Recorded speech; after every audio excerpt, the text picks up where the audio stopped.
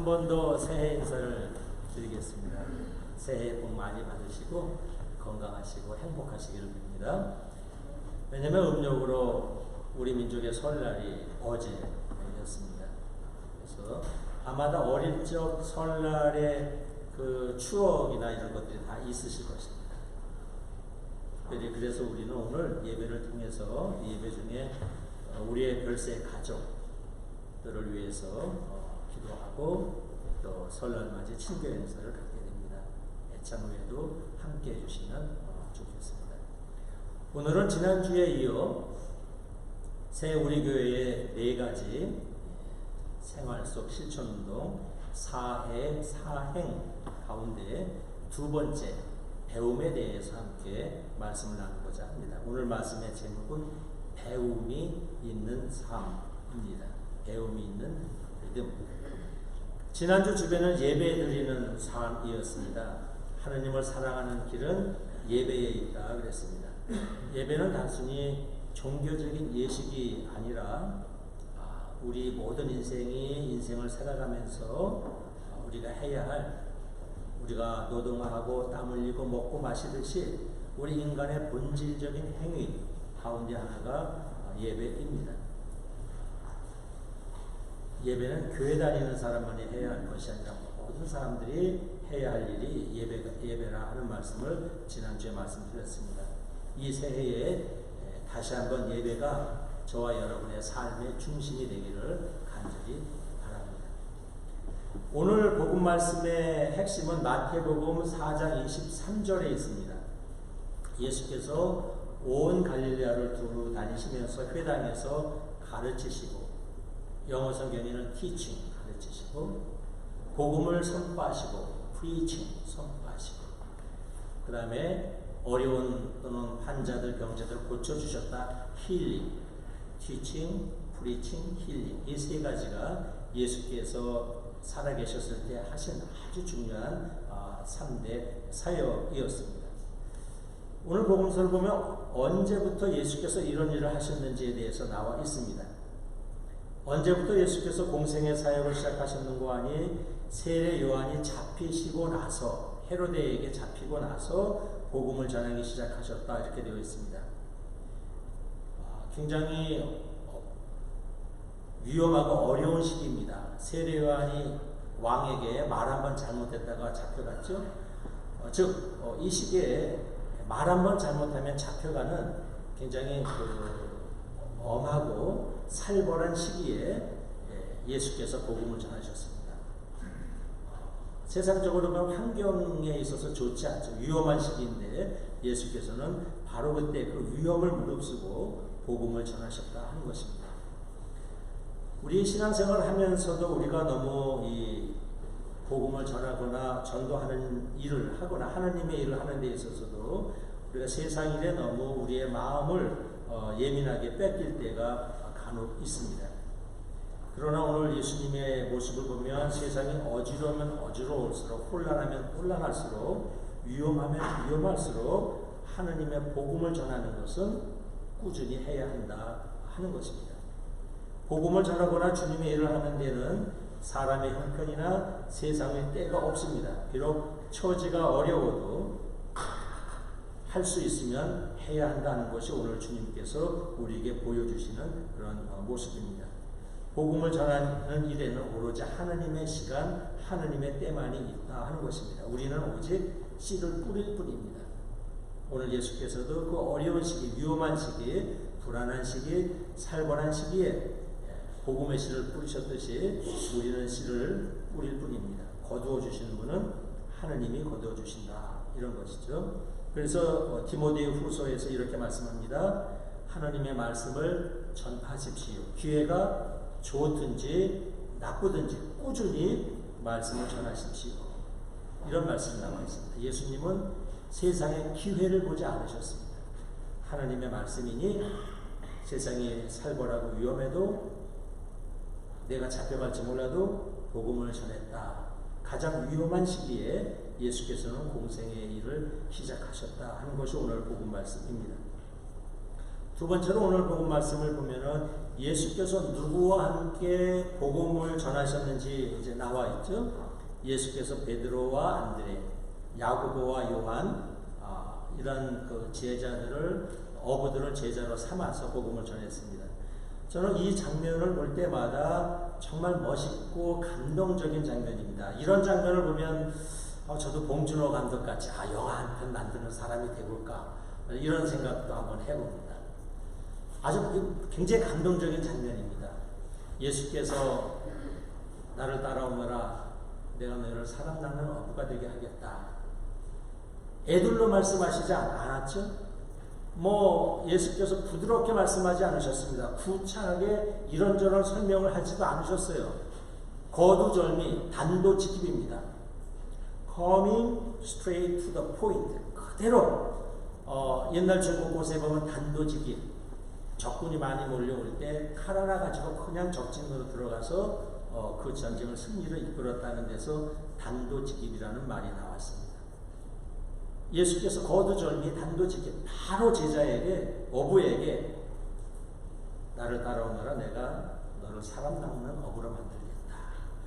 예수의 이 말 한마디 굉장히 영적 권위와 파워가 있는 말씀입니다. 그러니까 제자들이 예수님의 이 부르심을 듣고 아마 거기에 굉장한 그 포스랄까요? 어떤 힘을 느꼈던 것 같습니다. 제자들이. 어떤 말할 수 없는 그런 어떤 영적인 그런 권위를 예수님의 그 한마디를 듣고 제자들은 어떤 거기에 그냥 굴복합니다. 그래서 이렇게 얘기하죠. 그대로 배와 그물을 놓고 예수님을 따라갔다. 이렇게 되어 있습니다. 말씀 한마디로 제자들을 제자로 삼은 예수님도 대단하시고 그 말 한마디 듣고 배와 그물을 두고 예수를 따라간 제자들도 대단한 것입니다. 말 한마디에 자신들의 인생을 걸었습니다. 말 한마디에 예수님의 말 한마디에 인생과 자신의 삶을 걸었습니다. 사실 성경을 보면 다 말씀 한마디에 인생을 건 사람들입니다. 아브라함도 말씀 한마디에 인생을 걸었어요. 내 고향과 친척과 아비의 집을 떠나 내가 약속한 곳으로 가라. 말씀 한마디에 인생을 걸고 모든 것을 정리해서 나귀에 싣고 가족과 함께 약속의 땅으로 갑니다. 말씀 한마디에 인생을 걸었습니다. 여러분 예수님의 제자들은 유약하거나 어리버리하거나 그러지 않습니다. 굉장히 배포가 있고 강단이 있습니다. 여러분 말씀 한마디에 여러분 자신을 걸 수 있겠어요? 어떠세요? 말씀 한마디에 내가 열심히 어부생활을 하고 있는데 누구 와서 말 한마디 합니다. 이 말 한마디 듣고 나의 인생을 다 정리해서 그대로 따라갈 수 있을까? 예수님의 제자들은 말씀 한마디에 모든 것을 걸었던 사람들입니다. 그래서 이 장면을 볼 때마다 참 멋있습니다. 말씀 한마디로 제자를 삼으신 예수님의 놀라운 영적 파워도 멋있고 그 말씀 한마디를 듣고 그대로 예수님이 자기 인생을 걸고 예수를 따라간 제자들도 참 멋집니다. 배포가 있고 배짱이 있습니다. 제자들의 배포와 배짱이 멋있다고 또 아무데나 인생을 걸어서는 여러분 안 됩니다. 간혹적으로 보면 도박에 인생을 거는 사람들이 있습니다. 아니요. 아니면 먹는 것에 인생을 거는 사람이 있고 유흥과 탕진에 인생을 거는 사람이 있습니다. 아니면 어떤 분은 평생 어느 한 사람 미워하면서 인생을 종치는 사람이 있어요. 일생을 사는데 계속해서 아무개만 미워하면서 평생을 사는 분이 있습니다. 누구 미워하는 데에 인생을 건 것입니다. 아니요. 이런 것은 아닙니다. 오늘 제자들은 그리고 저와 여러분들은 하느님을 예배하는 일에 복음을 전하는 일에 하느님의 선하신 일에 정의를 세우는 일에 평화를 지켜내는 일에 저와 여러분의 일생을 던지는 여러분에게 주의 이름으로 축원합니다. 그것이 오늘 복음의 말씀입니다. 오늘 우리가 함께 나눌 생활 속 신앙운동 두 번째 말씀은 어떻게 하면 우리가 진리의 말씀을 사랑하는가, 사랑할 수 있는가에 대한 것이죠. 말씀을 사랑하려면 말씀을 바로 알아야 합니다. 말씀을 바로 알아야 광신적으로 생활하지 않고 맹목적인 신앙인이 되지 않습니다. 편협하거나 배타적인 신앙인이 되지 않습니다. 진리의 말씀을 바르게 알려면 배워야 합니다. 배움입니다. 진리를 배우는 배움의 길은 끝이 없습니다. 그러므로 신앙인은 늘 배우는 사람, 학인이 되어야 합니다. 저는 학인이라는 말, 스튜던트라는 말을 참 좋아합니다. 이거 참 곱고 좋은 말이에요. 학인. 성경은 우리에게 학인, 배우는 사람이 되라고 말씀합니다. 하느님은 모세에게 이렇게 말씀합니다. 너는 10계명을 가지고 가서 이것을 잘 지키도록 사람들에게 가르쳐라. 그 과정에 배움이 있는 것이죠. 가르치라고 말씀합니다. 신명기 4장 10절에 이 백성이 땅에서 사는 동안 나를 경외하는 길을 나에게 배워야 한다고 가르쳐라 말씀합니다. 결정적으로는 예수께서 이렇게 말씀하십니다. 나는 마음이 온유하고 겸손하니 나에게 와서 뭐 해라? 배워라. 나에게 와서 배워라. 나에게 와서 배워라. 이렇게 말씀합니다. 여러분, 성경은 하느님의 자녀들은, 크리스천들은 배우는 사람이 되어야 한다고 성경은 말씀합니다. 예수께서 그렇게 말씀하십니다. 새해에 우리 모두 힘써 배우는 사람이 되길 주의 이름으로 축원합니다. 왜 배워야 할까? 우리 옛말에 열심히 공부해라. 배워서 뭐 하냐? 남주냐? 이런 말을 간혹 합니다. 물론 좋은 뜻을 담은 말이기도 합니다. 우리 성공회의 김성수 주교님은 한국 성공회대 총장으로 계실 때에 늘 학생들이 모이기만 하면 학생들에게 이렇게 말씀하셨습니다. 여러분 힘껏 강화도 특유의 사투리로 여러분 힘써 배우세요. 열심히 배우세요. 많이 배우세요. 배워서 남 주세요. 꼭 그렇게 하셨어요. 여러분 열심히 배우세요. 배워서 남 주세요. 이렇게 얘기합니다. 배움은 김 주교님은 배움은 자기 성장, 자기 양성의 길이기도 하면서 동시에 배움의 목적이 여기에서만 그쳐서는 안 된다는 것입니다. 열심히 배워서 뭐 하자는 거예요?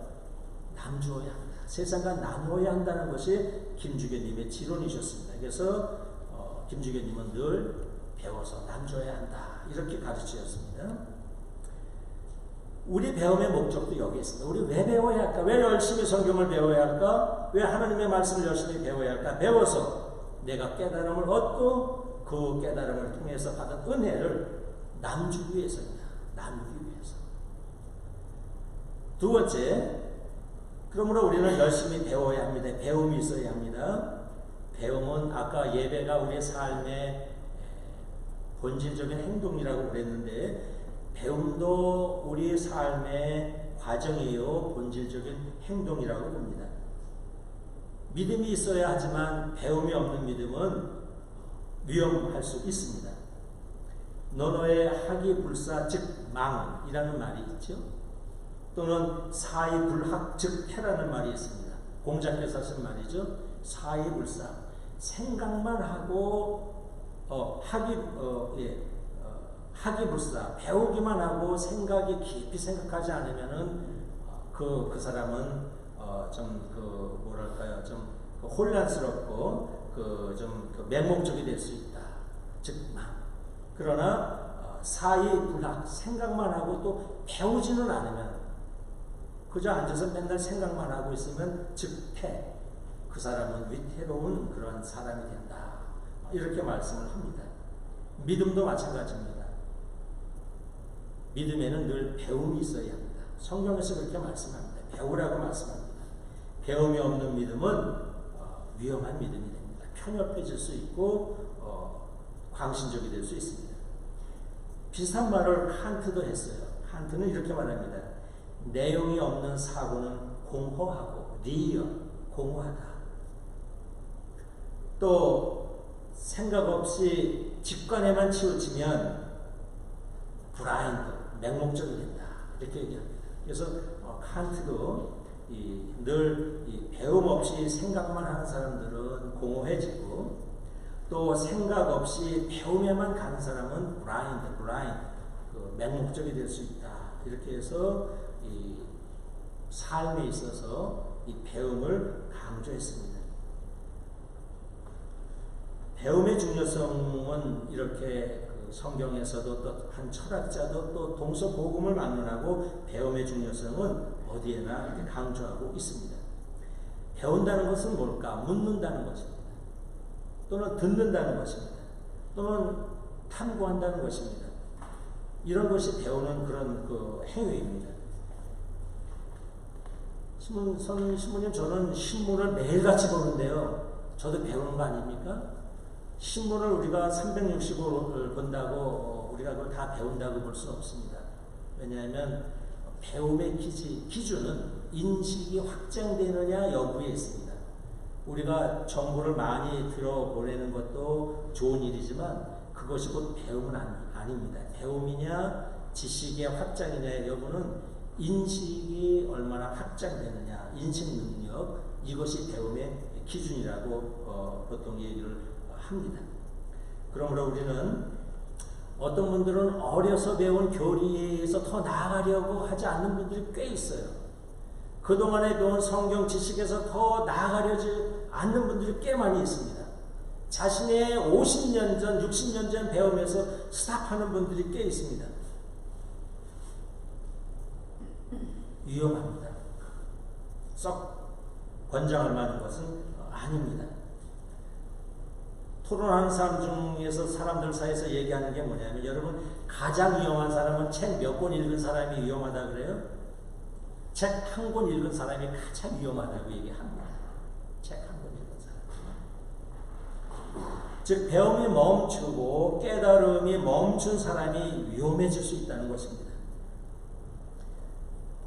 그러므로 우리 배움이 멈춘 신자는 우리 이렇게 썩 덕이 되지 않습니다. 그러므로 우리는 이 올 한 해에 우리는 끊임없이 배우는 과정을 나아가야 합니다.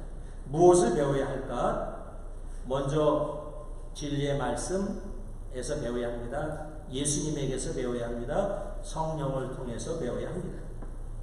우리는 성경을 통해서 하나님이 누구신지, 또는 예수 그리스도를 통해서 우리가 어디로 와서 어디로 가는지, 성령을 통해서 하나님의 뜻이 무엇인지 우리는 배우게 됩니다.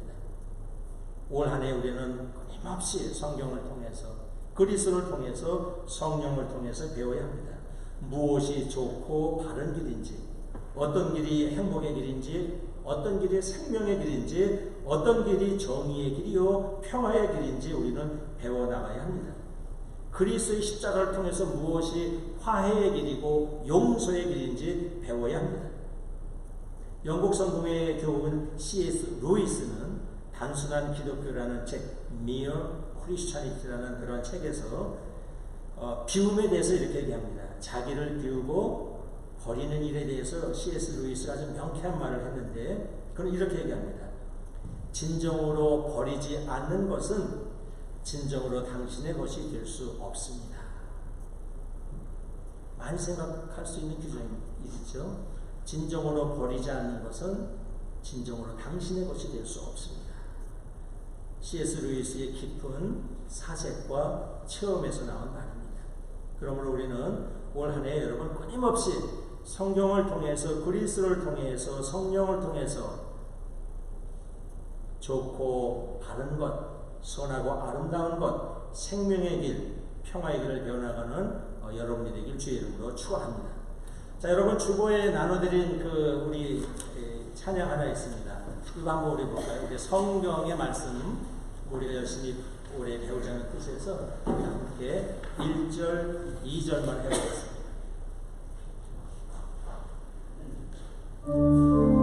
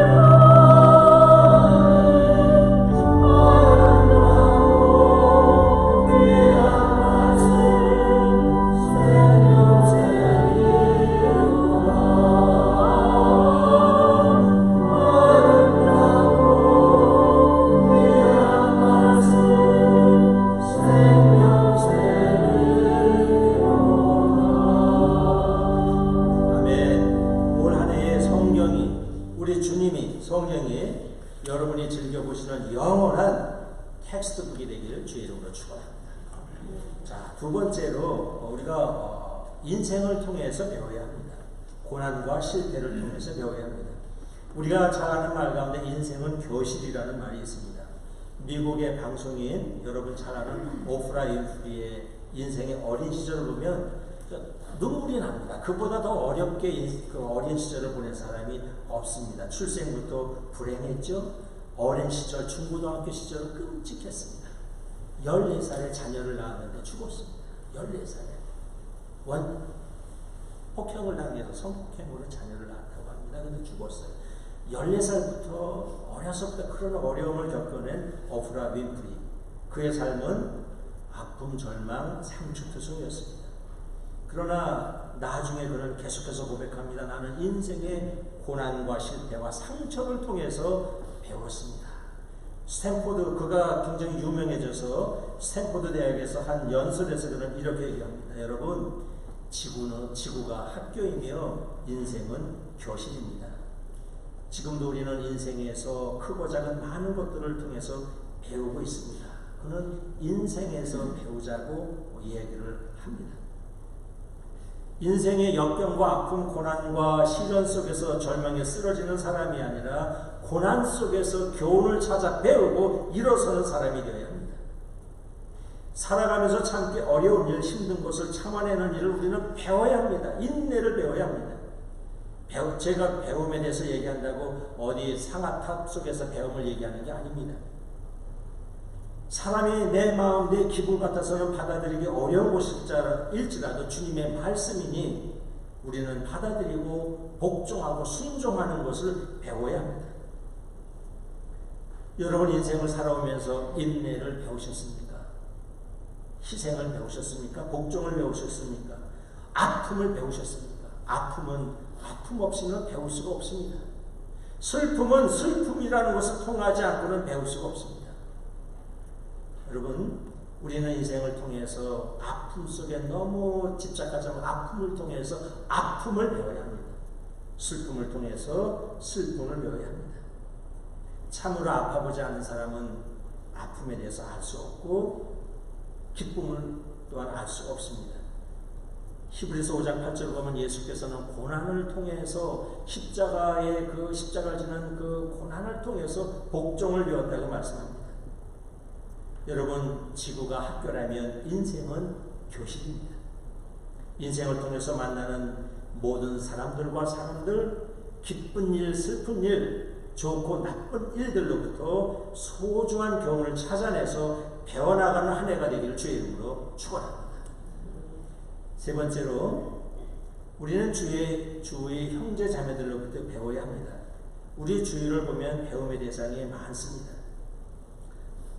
또 노노의 말 잠깐 하죠. 3인 행이면 필요 아사언이라는 말이 있죠. 우리가 잘 아는 말이죠. 세 사람이 모여서 길을 가다 보면 거기에 반드시 나의 본받을 점이 있는 사람이 있고 또 그렇지 않은 사람이 있으니 본받을 점이 있는 사람을 통해서는 그 착한 것을 배우고 본받지 못할 사람을 보면 그 본받지 못한 것을 가려내서 내버려야 한다 하는 그런 말입니다. 여러분, 우리는 우리 주변의 형제자매들로부터 배워야 합니다. 선하고 아름다운 것이라면 다른 사람에게서 배워야 합니다. 책에서라도 배워야 합니다. 돈을 주고서라도 우리는 배워야 합니다. 심지어 어린이에게서라도 우리는 배워야 합니다. 사실 우리는 필요한 것은 요즘 아들, 딸이나 손주, 손녀들이나 어린 사람들에게 많이 배우고 있죠. 뭐는 주로 요새 어린 젊은 그룹한테 배워요? 컴퓨터나 셀폰 같은 건 우리 배웁니다. 어린이에게서라도 우리는 배울 수 있는 것은 배워야 합니다. 여러분, 심지어 자연에게서도 배워야 합니다. 저 나무에게서도 저 동물들에게서도 우리는 배워야 합니다. 그건 제 말이 아니고 예수님의 말씀입니다. 예수님이 이렇게 말씀하시죠. 여러분, 제철 따라 열매 맺는 심지어 저 무화과 나무를 보고서라도 배우시오. 예수께서는 자연과 나무를 보고서라도 배우라고 우리에게 말씀하십니다.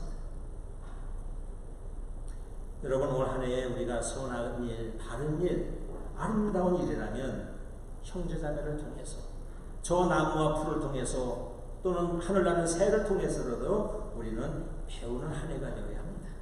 그래서 올 한 해에 우리는 성경을 통해서, 주님을 통해서, 성령을 통해서, 인생의 고난과 시련과 아픔을 통해서, 풀과 나무와 이런 자연들을 통해서도 우리는 배워야 한다 하는 것이죠.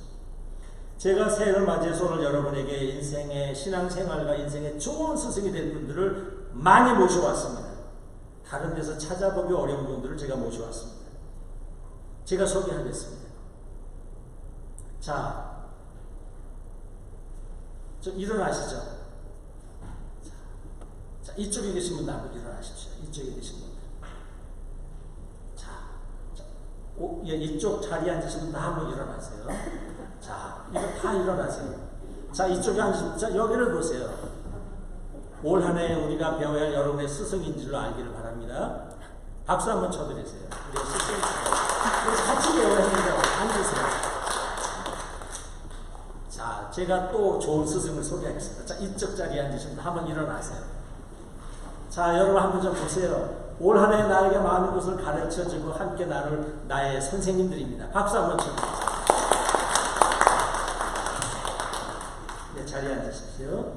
올 한 해는 우리가 서로가 서로에게 스승이고 서로가 서로에게 학생이 되는 그러한 한 해가 됐으면 참 좋겠습니다. 그래서 서로에게 묻고 서로에게 듣고 서로에게 존중하고 배우는 한 해, 이런 한 해가 우리 공동체 한 해가 됐으면 좋겠습니다. 말씀을 마칩니다. 성경은 우리에게 배우는 사람 학인이 되라고 말씀하십니다.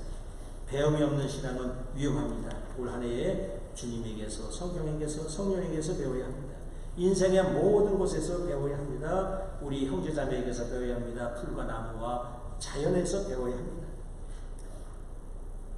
끊임없이 그리고 겸손하게 묻고 깨닫는 배움을 통해서 길이요 진리요 생명신 주님과 함께 바른 길, 사랑의 길, 행복의 길을 걸어가는 저와 여러분이 되길 주의 이름으로 축원합니다. 성부와 성자와 성령의 이름으로 말씀드렸습니다.